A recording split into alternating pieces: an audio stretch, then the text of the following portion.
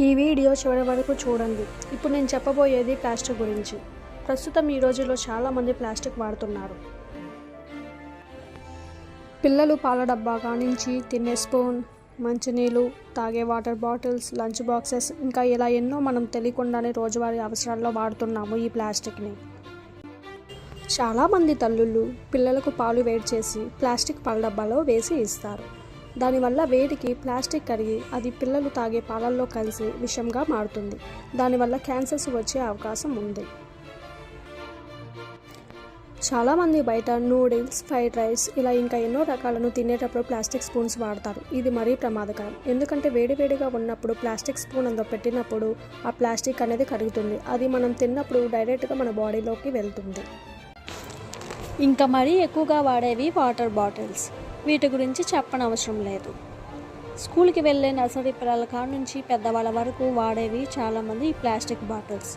ఇటీవల చేసిన సర్వేలో ప్లాస్టిక్ వాటర్ బాటిల్స్లో వాటర్ తాగడం వల్ల మైక్రో ప్లాస్టిక్ అనేది మన బాడీలోకి వెళ్తుంది. ఇలా మనకి తెలియకుండా ప్లాస్టిక్ని మన బాడీలోకి పంపిస్తున్నాం. మైక్రో ప్లాస్టిక్ మన బాడీలో ఉండడం వలన మనం ఆరోగ్య సమస్యలు ఎదుర్కోవాల్సి వస్తుంది. అవేంటో చూద్దాం. అలర్జీ, చర్మ సమస్యలు, మరీ ముఖ్యంగా ఇవి పిల్లల హార్మోన్లపై ప్రభావం చూపించి మెదడు అభివృద్ధి మరియు నాడీ వ్యవస్థపై ప్రభావం చూపిస్తుంది.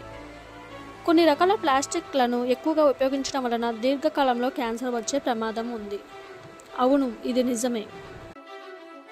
ప్రస్తుతం చేసిన సర్వేలో తేలింది. ఇవి మన బాడీలో చాలా రోజులుగా ఉండడం వలన క్యాన్సర్ వచ్చే ప్రమాదం ఉంది.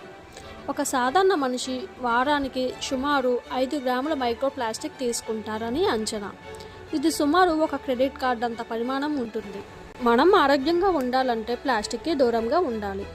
ప్లాస్టిక్ని దూరంగా ఉంచేందుకు సూచనలు: వీలైనంత వరకు స్టీల్ గ్లాస్ లేదా గాజు గ్లాసుల్లో వాటర్ తాగడం మంచిది, ఎందుకంటే ఇవి ప్లాస్టిక్ బాటిల్స్ కంటే మెరుగైనవి.